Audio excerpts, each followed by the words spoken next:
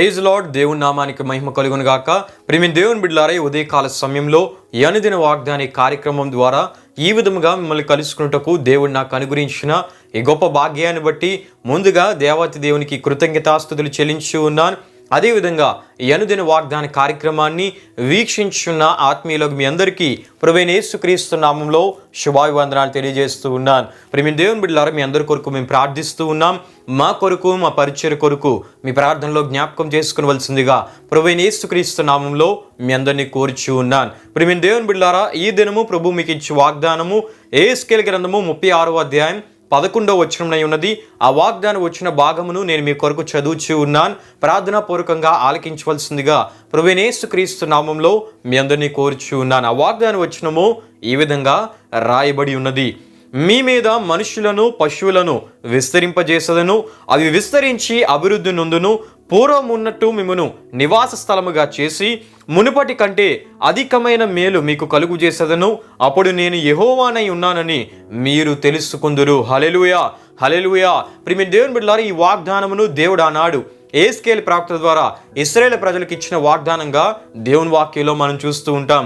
సందర్భాన్ని మనం జ్ఞాపకం చేసుకున్నట్లయితే ప్రియమైన దేవుని బిడ్డలారా, ఇశ్రాయేలు ప్రజలు ఎన్నిసార్లు దేవుడు తన ప్రవక్తల ద్వారా హెచ్చరించినా కూడా వారు ఇంకా మారని వారిగా, అవిధేయులుగా, పాపంలోనే బ్రతుకుతూ ప్రియమైన దేవుని బిడ్డలారా, దేవునికి అవిధేయులుగా వారి జీవితాలు కొనసాగిస్తూ ఉన్నారు. కాబట్టి దేవుడు వారిలో మార్పును కలుగు చేయడానికి, ప్రియమైన దేవుని బిడ్డలారా, వారికి బుద్ధి కలుగు చేయడానికి బబులోను చెరకు దేవుడు వారిని అప్పగించాడు. ప్రియమైన దేవుని బిడ్డలారా, ఏ విధంగా అంటే పిల్లలు తప్పు చేస్తే తల్లిదండ్రులు శిక్షిస్తారు. అది ద్వేషం కాదు, కానీ వారు ప్రేమతో శిక్షిస్తారు. ఎందుకంటే వారి భవిష్యత్తు బాగుండాలని, వారి మార్పు చెందాలని, వారికి బుద్ధి కలగాలని, వారి మంచి మార్గంలో నడవాలని. అదే రీతిగా ఇశ్రాయేలు ప్రజలను ప్రియమైన దేవుని బిడ్డలారా, దేవుడు వారు పాపంలో పడిపోయినప్పుడు దేవుడు వారిని సరిదిద్దడానికి, వారిలో మార్పును కలుగు చేయడానికి, వారికి బుద్ధి కలుగు చేయడానికి దేవుడే వారిని బబులోను చెరకు అప్పగించాడు. అయితే మరలా దేవుడే వారి విషయమై తన మనస్సును పెద్దదిగా చేసుకొని ఇశ్రాయేలు దేశానికి దాని పూర్వస్థితి కలుగుతుందని తెలియజేసిన భవిష్యత్ వాక్కులు యెహెజ్కేలు గ్రంథం 36వ అధ్యాయం 8 నుండి 15 వరకు రాయబడిన వాక్య వచనాల్లో మనం చూస్తూ ఉంటాం. హల్లెలూయా, హల్లెలూయా. అందులోని ఒక వాగ్దానాన్ని మనం చదువుకోవడం జరిగింది. ప్రియమైన దేవుని బిడ్డలారా, వాగ్దానాన్ని మరొకసారి మీకు చదివి వినిపిస్తూ ఉన్నాను. మీ మీద మనుషులను పశువులను విస్తరింపజేసేదను, అవి విస్తరించి అభివృద్ధి నొందును.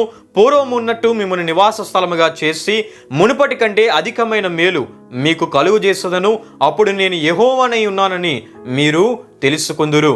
అంటే ప్రియమైన దేవుని బిడ్డలారా, ఇశ్రాయేలు ప్రజలు వారి అవిధేయత వలన వారు చేసిన పాపములను బట్టి దేశము పాడైపోయింది. ప్రియమైన దేవుని బిడ్డలారా, పట్టణాలు ఖాళీ అయ్యాయి, అంతేకాకుండా పొలాలు పాడయ్యాయి. ప్రియమైన దేవుని బిడ్డలారా, పశువులు తగ్గిపోయాయి, అంతేకాకుండా ప్రజలు చెరకు అప్పగింపబడ్డారు. ప్రియమైన దేవుని బిడ్డలారా, ఇటువంటి పరిస్థితుల్లో దేవుడు యెహెజ్కేలు ప్రవక్త ద్వారా ఇశ్రాయేలు ప్రజలతో మాట్లాడుతూ పాడైన ఇశ్రాయేలు దేశాన్ని మళ్ళీ పునరుద్ధరిస్తానని, అదేవిధంగా చెరలో ఉన్న ప్రజలను తిరిగి వారి స్వదేశానికి తిరిగి రప్పించి వారిని స్థిరపరుస్తానని, అంతేకాకుండా వారిని విస్తరింపజేస్తానని, పశువుల సంఖ్యను విస్తరింపజేస్తానని, ఆర్థిక పరిస్థితులను మెరుగుపరుస్తానని, పాడైన ఇల్లు మరలా పునరుద్ధరించబడతాయని, ఖాళీ అయిన పట్టణాలు మరలా ప్రజలతో నింపబడతాయని, మునుపటి కంటే అధికమైన మేలు అంటే గతంలో కంటే భవిష్యత్తు ఆశీర్వాదకరంగా మేలుకరంగా ఉంటుందని దేవుడు ఆ విధంగా వారిని ముందుకు నడిపిస్తానని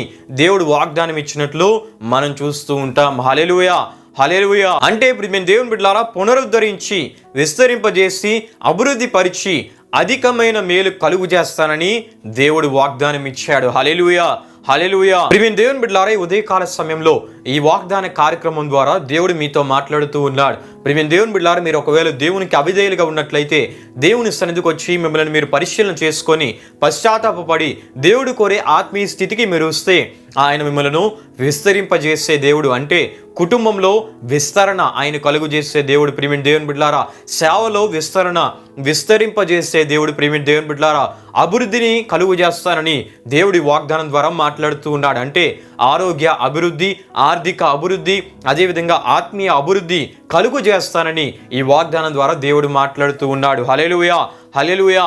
అంతేకాకుండా ప్రియమైన దేవుని బిడ్డలారా, మునిపటి కంటే అధికమైన మేలు అంటే గతంలో కన్నా భవిష్యత్తు మేలుకరంగా ఉంటుందని దేవుడు వాగ్దానం ఇస్తూ ఉన్నాడు. అంటే ప్రియమైన దేవుని బిడ్డలారా, ఎడ్యుకేషన్ అనేది దేవుని కృప ద్వారా సక్సెస్ఫుల్గా కంప్లీట్ అవడం అనేది ఒక మేలైతే, మంచి శాలరీతో కూడిన ఒక మంచి ఉద్యోగాన్ని దేవుడు తన కృప ద్వారా అనుగ్రహించడం అధికమైన మేలు. మంచి ఉద్యోగాన్ని దేవుని కృప ద్వారా పొందుకోవడం ఒక మేలైతే, మంచి వివాహ సంబంధం ద్వారా కుటుంబంగా కట్టబడ్డం ఒక మేలైతే, సంతానమును దేవుని కృప ద్వారా పొందుకోవడం అధికమైన మేలు.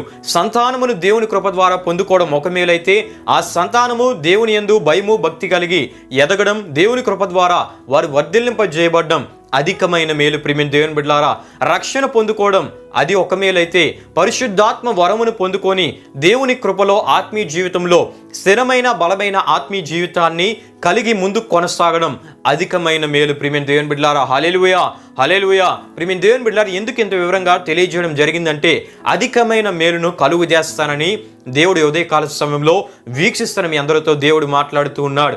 విస్తరింపజేస్తానని, అభివృద్ధి పరుస్తానని, మునిపటి కంటే అధికమైన మేలు కలుగు చేస్తానని దేవుడు వాగ్దానం ఇస్తున్నారు. ప్రియమైన దేవుని బిడ్డలారా, అయితే ప్రియమైన దేవుని బిడ్డలారా, దేవుడు కోరే ఆత్మీయ స్థితిని కలిగి దేవునికి విధేయులుగా దేవుడు కోరే పరిశుద్ధ జీవితాన్ని కలిగి ఉన్నట్లయితే ఆయన ద్వారా మీరు విస్తరింపజేయబడతారు, అభివృద్ధి పరచబడతారు, మునిపటి కంటే అధికమైన మేలును ఆయన ద్వారా మీరు పొందుకుంటారు. హల్లెలూయా హల్లెలూయా. గనుక ప్రియమైన దేవుని బిడ్డలారా, ఈ వాగ్దానాన్ని వీక్షిస్తున్న మీరు దేవుడు కోరే ఆత్మీయ స్థితిని కలిగి దేవుని ద్వారా ఈ వాగ్దాన దీవెనలు పొందుకోవాలని ప్రభు సేవకునిగా నేను కోరుచు ఈ వాగ్దాన మాటలను నేను ముగిస్తూ ఉన్నాను. ప్రియమైన దేవుని బిడ్డలారా, ఈ వాగ్దాన కార్యక్రమాన్ని ముగింపు ప్రార్థనతో మనం ముగించుకుందాం. ప్రార్థన చేసుకుందాం. మహిమా స్వరూపైన మా ప్రభువా, జీవాధిపతి అయిన యేసయ్య, నీ ఘనమైన నామమునకు మహిమ ఘనత ప్రభావములు చెల్లిస్తున్నాం తండ్రి. ఈ ఉదయకాల సమయంలో చక్కటి వాగ్దానం ద్వారా మీరు మాతో మాట్లాడి బలపరిచినందుకు నీకే స్తుతులు చెల్లిస్తున్నాం ప్రభువా. ఈ వాగ్దానాన్ని వీక్షించిన ప్రతి ఒక్కరిని మీరు దీవించండి, నీ కృపలో నడిపించండి. వారు నీవు కోరే ఆత్మీయ స్థితిని కలిగి నీ ద్వారా విస్తరింపజేయబడినట్లు, అభివృద్ధి పరచబడినట్లు, మునిపటి కంటే అధికమైన మేలును వారు పొందుకున్నట్లు నీ కృపలో వారు నడిపించాను ప్రభువా. అటువంటి ఆత్మీయ స్థితిని వారు కలిగి ఉన్నటకు మీరు సహాయం చేయండి. వీక్షించిన ప్రతి ఒక్కరు మీరు దీవించండి, వారి ఆరోగ్యాలు మీరు దీవించండి, వారి ఆత్మీయ స్థితులను మీరు దీవించండి, వారి ప్రయాణాల్లో క్షేమాన్ని దయచేయండి ప్రభువా. తలపెట్టే కార్యాల్లో నీ సన్నిధిని క్షేమాన్ని సఫలతను మీరు అనుగ్రహించమని ఈ వాగ్దాన కార్యక్రమం ద్వారా మరొకసారి నామానికి మహిమ ఘనత ప్రభావములు చెల్లిస్తూ యేసు పరిశుద్ధ నామంలో అడిగి వేడుకొనిచున్నాము తండ్రి, ఆమేన్. యేసు రక్తమే జయం, ప్రవేశ రక్తమే జయం, ప్రవేశ రక్తం సంపూర్ణమైనది, అపవాది క్రియల కలంత నాశనం కలుగునుగాక, ఆమేన్. ప్రభు మిమ్మును మీ కుటుంబములను నూరంతలుగా ఆశీర్వదించునుగాక, ఆమేన్.